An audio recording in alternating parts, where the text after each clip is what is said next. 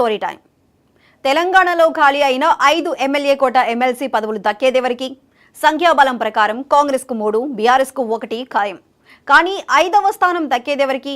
కాంగ్రెస్కా, బీఆర్ఎస్కా, మజ్లిస్కా? ఇదే ఇప్పుడు అసలు ప్రశ్న. మరోవైపు అభ్యర్థుల ఎంపిక కూడా బీఆర్ఎస్, కాంగ్రెస్ పార్టీలకు కత్తిమీద సాములా తయారైంది. ఆశావహుల జాబితా పెద్దది కావటం, పొత్తు భాగస్వాములు ఎమ్మెల్సీ పదవులు కోరటం కాంగ్రెస్ మీద ఒత్తిడి పెంచుతోంది. మరోవైపు కుల సమీకరణాలు, పార్టీ విధేయత కూడా బేరీజు వేసుకోవాల్సి వస్తోంది. ఈ పరిస్థితుల్లో ఎమ్మెల్సీ పదవులు దక్కేదెవరికన్నదే ఇప్పుడు పెద్ద ప్రశ్న.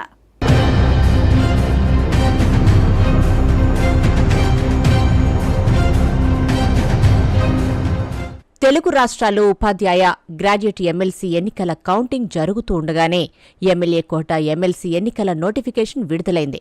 2 రాష్ట్రాల్లోనూ 5 మంది ఎమ్మెల్సీల పదవీకాలం మార్చి 29తో పూర్తవుతోంది. తెలంగాణ ఎమ్మెల్యేలలో బీఆర్ఎస్కు చెందిన మాజీ మంత్రి సత్యవతి రాథోడ్, షేర్ సుభాష్ రెడ్డి, ఎగ్గే మల్లేశం, మాజీ ఉప ముఖ్యమంత్రి మహమూద్ అలీ, మజ్లిస్కు చెందిన మీర్జా రియాజుల్ ఖాన్ ఈ నెల 29న పదవీకాలం పూర్తి చేసుకుంటున్నారు. ఇప్పుడున్న పరిస్థితిలో బీఆర్ఎస్ ఒక స్థానం ఖచ్చితంగా గెలుచుకునే అవకాశం ఉండడంతో ఆ ఒక్కరూ ఎవరన్న చర్చ పార్టీలో మొదలైంది. ఇప్పుడున్న వాళ్లకి ఇచ్చే ఆలోచన ఉంటే సత్యవతి రాథోడ్కే అవకాశాలున్నాయని పార్టీ వర్గాలు చెబుతున్నాయి. ఆమె షెడ్యూల్ తెగకు చెందిన మహిళ కావటం, మాజీ మంత్రి కావటంతో పాటు పార్టీ పట్ల ఆమెకున్న విధేయత ప్రధాన కారణాలు. కేసీఆర్ 3వ విడత ముఖ్యమంత్రి అయ్యేదాకా చెప్పులు వేసుకోబోనని దీక్ష తీసుకోవడం కూడా పార్టీ పట్ల, పార్టీ నాయకుని పట్ల ఆమె అంకిత భావానికి నిదర్శనమంటున్నారు. అందుకే ఆమె అభ్యర్థిత్వానికి మొగ్గు చూపే అవకాశం ఉందన్న వాదన ఉంది.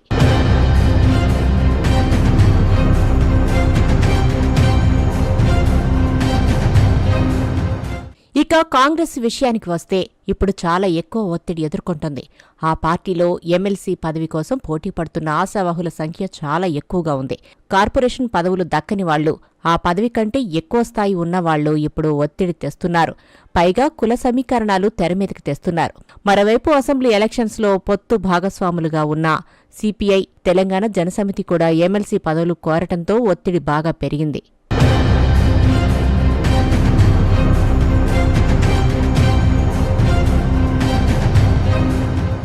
ఎస్సీ కోటాలో ఎమ్మెల్సీ ఆశావహుల్లో అద్దంకి దయాకర్ ముందు వరుసలో ఉన్నారు. ఎమ్మెల్యేగా 2 సార్లు కొద్ది తేడాతో ఓడిపోయి ఉండటం, రేవంత్కు సన్నిహితుడనే పేరుండడం ఆయనకు అవకాశాలు మెరుగ్గా ఉన్నట్టు చెబుతున్నారు. అయితే అలంపురం మాజీ ఎమ్మెల్యే, ఏఐసీసీ కార్యదర్శి అయిన డాక్టర్ సంపత్ కుమార్ సైతం ఎస్సీ కోటాలో ఎమ్మెల్సీ సీటు కోరుకుంటున్నారు. 2014 తర్వాత 2 పరాజయాలు ఎదురయ్యాయి. జాతీయ స్థాయి పార్టీ పదవి ఒక్కటే ఆయనకు ఊరట. ఎస్టీ కోటాలో మాజీ ఎమ్మెల్యే పొందెం వీరయ్య, బెల్లయ్య నాయక్ ఎమ్మెల్సీ అవకాశం కోసం ఎదురుచూస్తున్నారు. ములుగులో 2 సార్లు గెలిచి సీతక్క కోసం అక్కడి నుంచి భద్రాచలం వచ్చి కూడా గెలిచారు. పార్టీ విధేయుడిగా ఆయనకు పేరుంది. నిరుటి ఎన్నికల్లో ఓడిపోయాక కార్పొరేషన్ పదవి మాత్రమే ఇవ్వటంతో ఆయన అసంతృప్తితో ఉన్నారు. మరో ఎస్టీ నాయకుడు బెల్లయ్య నాయక్ కూడా ఎమ్మెల్సీ రేసులో ఉండి తనకు అవకాశం దక్కుతుందన్న ధీమాతో ఉన్నారు.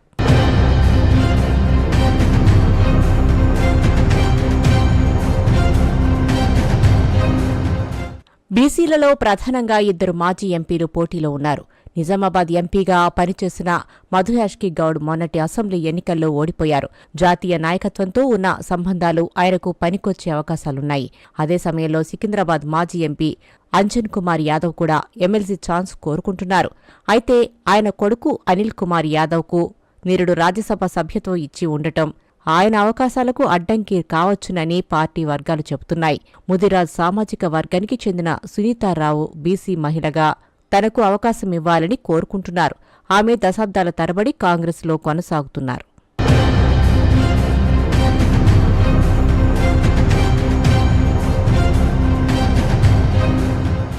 రెడ్డి సామాజిక వర్గం నుంచి